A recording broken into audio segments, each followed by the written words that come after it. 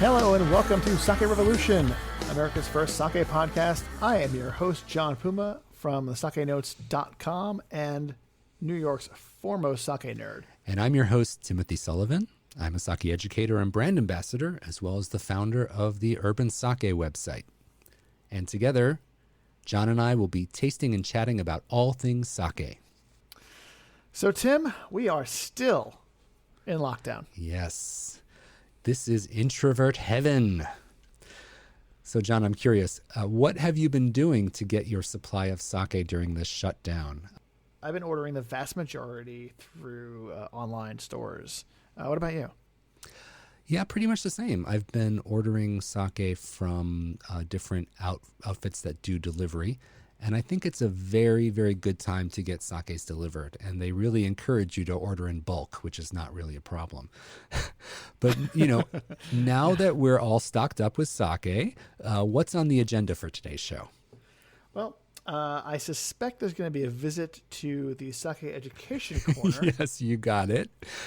Today in the Sake Education Corner, we're going to be learning about the Junmai Sake classifications. Now, John, do you remember what the word Junmai means? I've had quite a bit of sake the last couple of days, but I do remember that it means pure rice. Does that mean we're going to be tasting some Junmai today? I mean, after the education corner? Yes. We're going to do our education first, and then we're going to move on to our tasting. So that's absolutely right. So we established that the word Junmai means pure rice. And, if you go back to episode 1, we talked about rice milling. Yes, and in episode 3, we talked about the ingredient of added alcohol. Some sakes have added alcohol and some don't. So at the most basic level, this word Junmai just means pure rice. It's a style of sake that has no added alcohol. So everything that we're having today, none of them have any of that added alcohol that we talked about last week. That's right. So we're going to explore all the different levels of Junmai. So there are 3 grades of Junmai Sake. You can think about it as like an entry level to premium, middle grade of premium, and then super premium. Mm-hmm. So these are the 3 grades of Junmai. And as you move up the levels, sakes are going to get a little bit more refined and a little bit more expensive. So the entry level, let's talk about that first. So if your sake has a classification name that is just called Junmai, nothing else, just this word Junmai, what does that tell us about the sake? Well, it tells us that it is premium sake. It is the lowest grade of premium sake. So it's the lowest grade of the highest grade, so to speak, of the high grade. And it is pure rice, which means that it does not have the brewer's alcohol. At risk of repeating myself. Yeah, that's right. So Junmai just means that it's a premium grade of sake, and that is a style of sake that has no added alcohol. It's not fortified in any way at all. So that's really all that word tells us. But then there's another level up, and this is called Junmai Ginjo. Ginjo, Ginjo. Mm-hmm. And if your sake is labeled as a Junmai Ginjo, that tells us even more about the sake. So first of all, Junmai indicates that it's the pure rice style. We've established that very well. What does the Ginjo part tell us? This tells us that the rice has been milled to a certain percentage or smaller in order to qualify for this level of sake.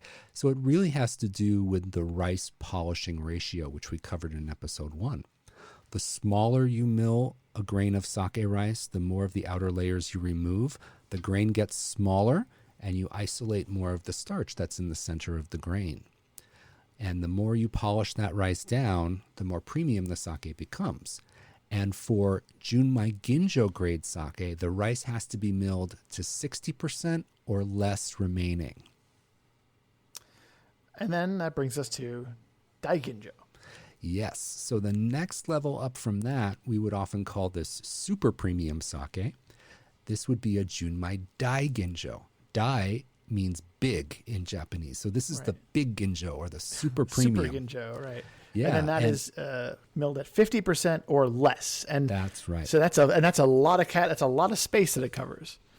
That's right. So the rice for a Junmai Daiginjo or super premium Junmai Sake has to be milled to 50% remaining or less remaining. So 50% or less. So to do a quick summary, Junmai has no milling requirement. The rice can be milled to any amount. Just really depends on the ingredients. That's right. Wow. None at Junmai all. can be milled to 99% remaining. There's no requirement as far as the milling is concerned. It's just about the ingredients. You cannot add any distilled alcohol. If you move up to Junmai Ginjo, that's 60% or less remaining. And then Junmai Daiginjo, the super premium, 50% or less remaining. So those are the three grades of Junmai. You know, when you think about it, it's pretty straightforward. Yeah. So Junmai and Junmai Daiginjo cover really large swaths of the semi-boy, you know, if you want to go as a whole in the percentage, whereas the Ginjo, the Junmai Ginjo, is a very relatively small pocket, a very small category. Well, it's important to understand that these grades can overlap. And what I mean by that is that if I'm a brewer and I'm making a sake and I want to polish my rice, let's say, to 40% remaining. Now, I've qualified obviously for Junmai. I qualified for Junmai Ginjo. And because it's less than 50 remaining, I also qualified for Junmai Daiginjo. This does not mean I have to sell that sake as a Junmai Daiginjo. Once you reach a certain category by virtue of how far you've milled the rice, you're not required to sell your sake in the highest category it qualifies for. So if I milled my rice to 50% remaining, I can sell it as a Junmai Daiginjo. I can also sell it as a Junmai Ginjo. I can also sell it as a Junmai. I don't imagine you would, though. Well, you know, there's a reason that sometimes they do that. What's that? For example, if I'm a brewer and I make a Junmai Daiginjo, the super premium top level, if I make a Junmai Daiginjo and I mill that rice to 40% remaining, I make another sake that's also a Junmai milled to 50% remaining. So my options are to make a really high quality, awesome Junmai Ginjo, or to have two Junmai Daiginjos on the market competing against each other, one milled to 50, one milled to 40. So a little See bit what of, I'm saying? A little bit of branding, harmony in your branding, as long as you can separate the flavors. Exactly. So you can make a really kick-ass Junmai Ginjo, mill it to 50%. Could technically be a super premium, but you're selling it as the next grade down. So it's really a way to give your customer more bang for the buck, so to speak. And you see that quite often. So milling rates don't lock you in to one particular grade. The only requirement is that you have to meet the minimum in order to have the option to move up to the next level. Very interesting. I think I've seen situations where that's happened. Definitely had situations where I've had a sake that had one grade and then maybe a couple of years later had the same sake with a different grade, and nothing else changed except for the what they decided to sell it as. And I think that, I guess there's a certain reputation and a feeling for being super premium that comes with saying your sake is Daiginjo.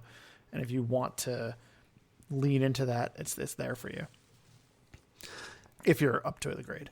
Yeah, if you want to. And even the sake that I'm going to be tasting today, which we'll introduce in a moment, it's a Junmai Sake, and the rice milling is 55%. So it's under 60.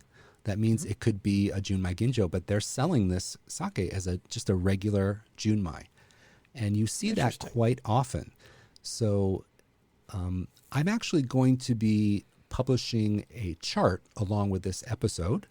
So if you want to visit our show notes at sakerevolution.com, visit the show notes for this episode, and there'll be a link to a PDF that you can download that will give you a chart of these three grades, and you'll see the rice milling and how that affects the classification of these three Junmai grades. So go ahead and check that out and give it a download. Okay, so I understand that, you know, you've got your grades and you've got your ability to not necessarily go for the highest grade you qualify for, but how is that really going to, you know, in real life going to impact your sake? Yeah, as I mentioned at the very beginning, we're going to have a big impact on the cost of the sake. First, as you mill the rice down smaller, you need more and more raw material to make a batch of sake as the grain gets smaller. So the first impact, of course, is going to be on the cost of the sake. So as you get a Junmai Ginjo moving up to Junmai Daiginjo, those sakes are going to be more expensive. That is universally true. But it does also have an impact on the flavor. And that is tied to how much the rice is milled. If you remember the makeup of a grain of sake rice, you can think of it like a hard-boiled egg. You've got the yolk in the middle, which would be the starch component for rice. Mm-hmm. So all the starch is concentrated in the center like a little egg yolk, hard-boiled egg yolk. That shimpaku. That's right, that's shimpaku. And then the outer layers, the egg white, that would be more where the fats and proteins are hanging out. Mm-hmm. So if you mill a little bit away from the rice grain, let's say you have 80% of the rice grain remaining, there's still a lot of fats and proteins that are around that starch core that are going to get into the final product. And those fats and proteins transfer into a ricey flavor. So those are actually what gives sake its ricey flavor. As you mill more and more of those fats and proteins away and you get more and more starch isolated, you can get away from this overt rice flavor, and you can use different yeasts and different brewing methods to bring out a wide variety of flavors. You can bring out fruity, floral, mineral, all different types of flavors can be impacted. So you can make sakes that are lighter in body, more elegant, more fruity, more floral, and those tend to be the ones that are more in the Junmai Ginjo and Junmai Daiginjo categories. You get a big impact on the texture and really the expression of the sake. All right. So you can see how as you move up this chart and you get more and more premium, the price goes up, but also kind of the nuance, the expression, and elegance of the sake also increases as well. Mm-hmm. So wait, that doesn't intrinsically make it better though, right? That's correct. I agree with that. I never ever say higher quality. A lot of people associate the Junmai Ginjo or even Junmai Daiginjo, that's super premium. They say, oh, this has to be the highest quality. They get obsessed with this rice milling number. They start chasing the lowest milling they can find. And I think if you do that, you're really doing yourself a disservice. You're missing out on a lot of really yummy sakes. And the milling rate really impacts the weight, the texture of the sake, and having a ricey flavor, a little bit more robust body. There's nothing wrong with that. It pairs really well with a lot of different types of food. All right, so all this talk about Junmai has got me very thirsty. All right. Well, let's move on to our tasting. I've brought a spectacular Junmai Sake that I can't wait to tell you about, John. Let's first, what do you have for me? What do you have? So I am breaking the streak, Tim. The streak had to end. For the first time on this show, I am not drinking a sake from Yamagata. I know. I thought that maybe John didn't have sake that wasn't from Yamagata, but it is true. And there are other sakes from Yamagata in my fridge, but I specifically did not pick one. I'm actually going to be drinking Suige's Tokubetsu Junmai. Suige is a wonderful, wonderful brewery in Kochi, which is a kind of out of the way part of Japan that I had the privilege of visiting last year. And it is this sake there, Junmai, is known for being very, very dry and very crisp, and I cannot wait to go deep into it and talk about it while I'm sipping. What do you have? Well, I have a sake from Ishikawa Prefecture. Uh-huh. So if you think about Japan being shaped like a crescent on the Sea of Japan side, there's this peninsula that sticks out in the middle of Japan, and that's the Ishikawa Prefecture.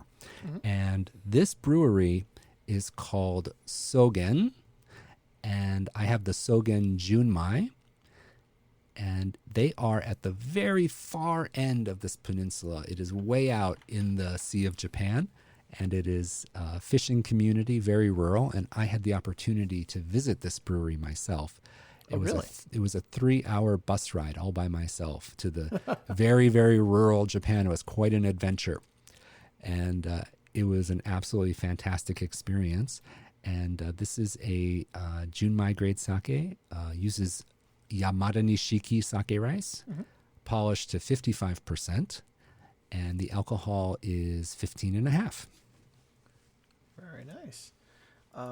Why don't you get started? Why don't you pour your sake, give it a swirl, and let us know what you're experiencing.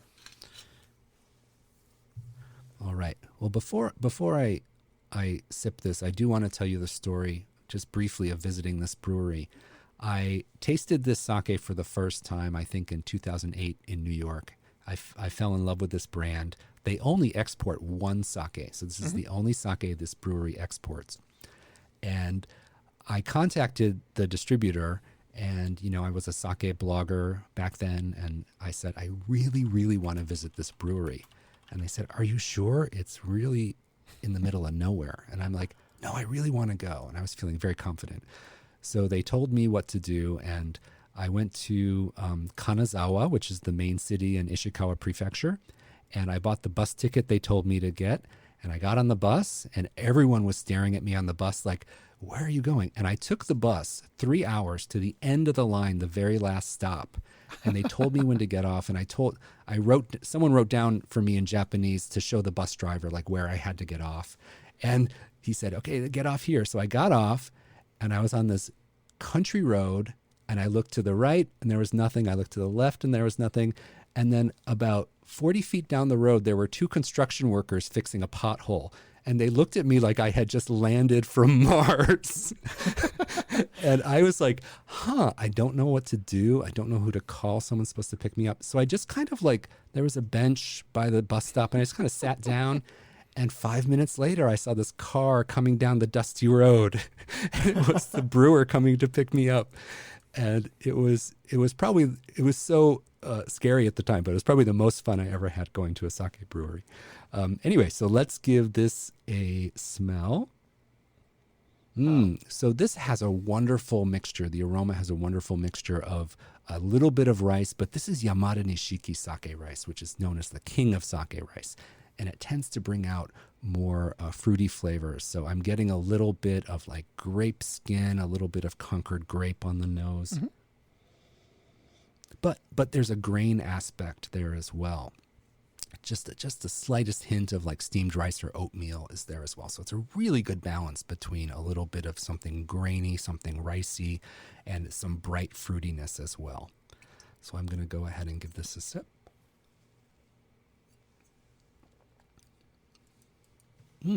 Interesting. So there's a really crisp aspect to this, but it has sweetness in the mid palate. So it's just this little burst of sweetness, and then it finishes relatively dry and clean. All right. So I first learned of this sake when I went to a sushi restaurant in New York, and the sake sommelier, the person who was recommending sake to customers, I asked him what he himself would drink with sushi, and he said, I like sake with a dry finish. I think that's great for cleaning your palate when you're eating sushi. And that lesson always stayed with me. And he recommended this sake, and I tried it for the first time that night, and it's always been a favorite of mine since then. So it does have a dry finish, but there is this burst of sweetness you get in the mid palate that's really great, really bright, really refreshing. But that dry finish just gets me every time. So good. So that's my Junmai sake. So let's move on to yours. All right. Let me open this up. So I've heard, this is from Kochi Prefecture. Right, that's right, Kochi Prefecture. Yeah, and I heard something about Kochi Prefecture.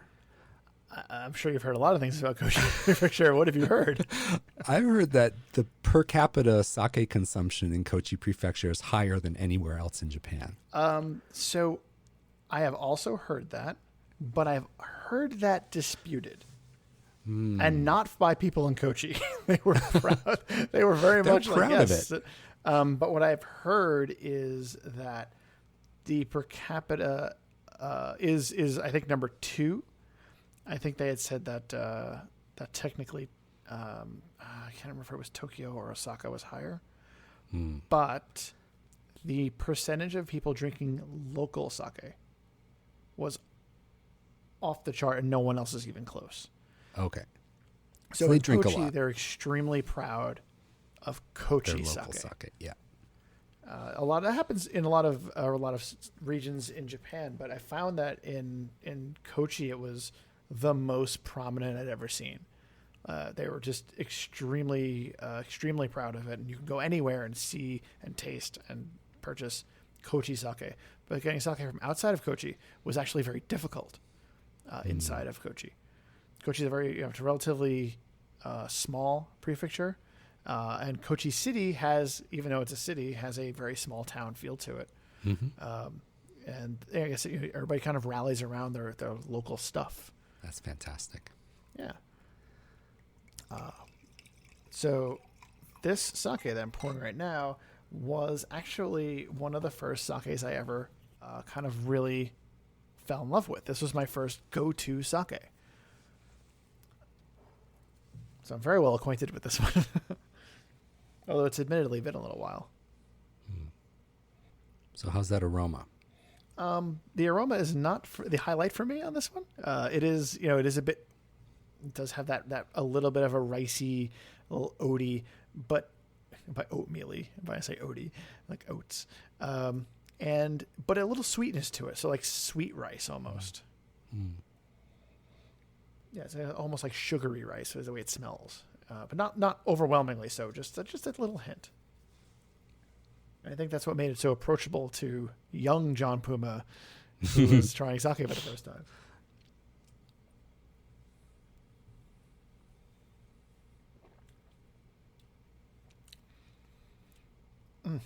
And the flavor it has a reputation for being very dry, but I don't get that so much when I'm drinking it, at least not until the very end. Then it has a very crisp finish, and that's where that dryness kicks in.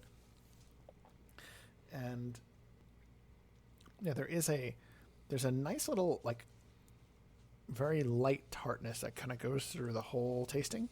And again, you get that really firm, crisp, dry finish at the end of it. But you're guided by that, like, that mixture of sweetness and kind of ricey, oaty notes to it. It's really nice.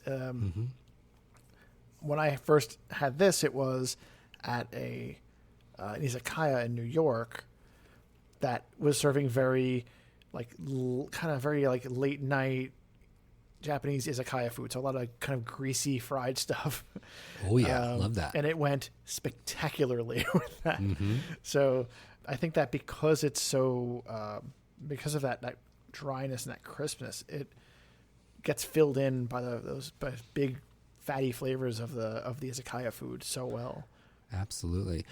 Going back to Junmai in general as a category, whether it's a Junmai Ginjo, regular Junmai, or Junmai Daiginjo, I think one important point to make about those styles is that there's no added alcohol.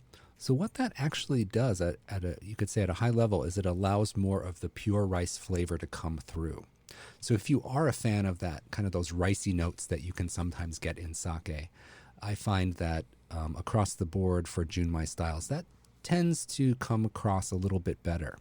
The added alcohol styles can mask that riciness just a little bit better. The added alcohol is an added ingredient that can influence the aroma and the texture. And I think if you really like the rice flavor that you get in some sakes, Junmai is a wonderful way to achieve that, because it does mean pure rice, and you do get that real pure rice flavor with this. With my sake, for pairing, I'm going to go with the nostalgic choice for me, which is with sushi.